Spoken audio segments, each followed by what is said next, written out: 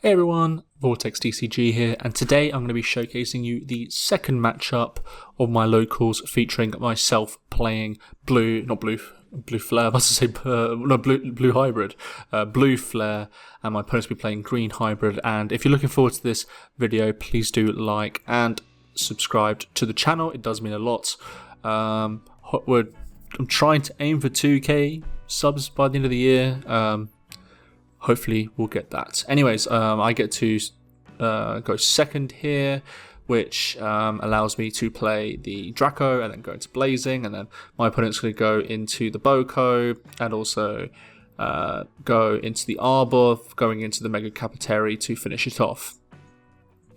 And what I'm going to be doing here is just I'm going to be going into the Blazing Memory Boost again. Don't hit a Tamer unfortunately, but I'm able to get some really good resources here in the Metal Grey and the Grey there. So pretty good for me for sure. I just end up going for a Digicross play for free, stunning both of them so they can't continue doing more, which would be problematic. He then goes into Argomon for a Digizord price, and this is a bit problematic for me. I mean, the whole strategy of this deck is to suspend your Tamers to Digicross from your Tamers, so not great. He goes into this option card that allows him to, I believe, Digivolve into a top one, but he doesn't have anything to do. I think he just draws him a card. I'm not too sure about that card. I think it's something like that though. So I swing into the Bokomon here because obviously the Boko will always be a threat and unsuspend. At this point, I'm a little bit confused about what I should do because obviously the Argo is a big threat for me. But is it going to be a big enough threat for the rest of the game? But I go into a Greymon here to add 2 blue flare cards. I decide to go slowly instead. And I also get to draw one from the Dracomon. I really like this Dracomon. The draws actually do end up mattering quite a lot in this deck. Surprisingly, it's kind of crazy. So I'm very thankful for that. And my opponent goes into the level 5, which can, I believe, Digivolve on attack into the Ancient Beetle. I swing a Security with the Gauss. Unfortunately, it doesn't die, which allows him to reveal the top 3. I believe he gets to add a Digimon, I believe is the security effect, and then he gets to add it to hand. So a bit unfortunate about the Argomon not dying there. Basically gives him a chance to do a lot of damage to security. So I go into the Deca here, stunning the Argo, and I'm not too sure if I want to swing with the Deca because, quite frankly, if I can't unsuspend, it doesn't feel great. So at this point, I'm just considering my options, what I could do. So I decide to pop the Memory Boost and swing at Security of the Draco. It does die, but getting that security down is pretty nice. And then I just pass the turn with another Gauss.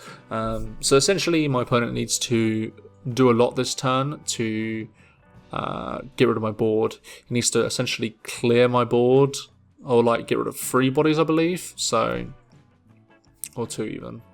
But I go into Gauss effect here, which allows me to play a level 4. I'll play the Deca, which allows me to draw 2 and an additional card, and then trash the top security, which is the Greymon, and then it passes the turn. So I go into the Madoki because he has to still pay the cost, obviously, for Ancient Beetle. Swing, make sure it's stunned, swing again, and swing for game. We then get into game 2, and I'm getting to start first here, and I have to just play the male bird here to go into the Kiriha. I think this is okay on your first turn, essentially because, you know, setting up a Tamer and having a body up for essentially for a low amount is pretty decent, so we take them. We sure do take them. Yeah, so he plays the Boko, plays the JP, so he's obviously preparing for a pretty big turn ahead. I go to 3 due to Kiriha. I go into the Draco, then I swing at security. It does die, so it gets the save on the Kiriha, which is obviously very nice. I then just hard play the Greymon to do some searching. I add the Trio Tamer and the Blazing here because I think fighting Blazing is really nice, quite frankly. So he promotes into a... I can't remember what all the green hybrid cards do. He goes into, I believe, the 5 here, which allows him to, when he swings, goes into the level 6, I believe. So he's about to swing. I think he misplayed that. I think he was supposed to go into the other level 4 first to suspend my Greymon and then swing into the Greymon. I think that's what we mentioned at the time, anyways. But obviously that would have made a pretty big swing for him, essentially. So I swing at Security of Greymon. It doesn't die. I probably should have kept focus on that because now it could swing the what's it called? You could swing into the Greymon, Pierce, and also Trash, so not great for me, quite frankly, but hopefully you won't be able to do that much with it. I get to play the Blazing Memory Boost here to add 2, and yeah, pass the turn. Got a lot of memory to play with. He swings into it, I get to save, trashes 1, and then gets the normal security swing. And at this point, he decides to swing with the Boko, and I think all 3 Kyrios there, and he plays the Namon. Is it Namon? I think it's called. It allows him to play a Tamer. So I'm surprised no one really played much of this card in the format, like BT7 format, because I think the card was pretty good. But I guess people just really cared about the just the memory gain from the Boko for sure. So I have a lot of memory to play with here, but I don't think I'll be able to do much, unfortunately. So I just go into another Blazing Memory Boost here because essentially I just need resources at this point. And I found the Metal Grey, so I'm able to essentially stun most things, but not everything. So I go into the Metal Grey to stun the Boko and the Namon. So he swings into security. It's an Ice Wall, which allows me to gain a memory, but he's able to go in it for 1 and swing for a game. So we get into the important game 3, and my opponent wants to start here by going into... no, I get to choose, so I make him go first, because I think Blue Flare, you kind of want to start second because you're able to then play with a lot more memory, and I think that's quite pivotal actually for an early start. So he ends up going into the Boko and then just goes into the JP after, so clearly a very slow start from my opponent, which is the reason why I made him go first. So at this point, I think what I want to do here is just play a little bit slower. I think this is one of the things that I definitely lacked doing. He goes into, I believe this is the Beetlemon, which allows him to search. He then goes into the guy that allows him to suspend 1, then goes into the level 5, which allows him to, when he swings, goes into the level 6, Ancient Beetle. But depends if he has it or not. So he swings over the Greymon, does 1 security check. It's a Deca Grey, so didn't have the Ancient Beetle, unfortunately, for him. But he finally finds it through the Bokomon. So I promote the Draco, use the Tamer to gain 1 memory and draw a card. Something that I keep on forgetting, if I'm being honest. I use the Trio Tamer to go into the Metal Grey. So I swing...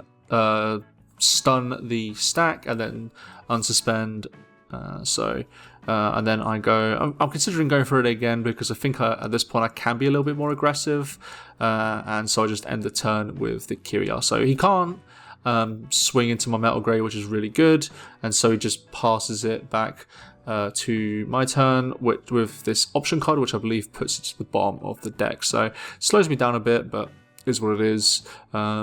you take the advantage you can get. So at this point, definitely a little bit more slower.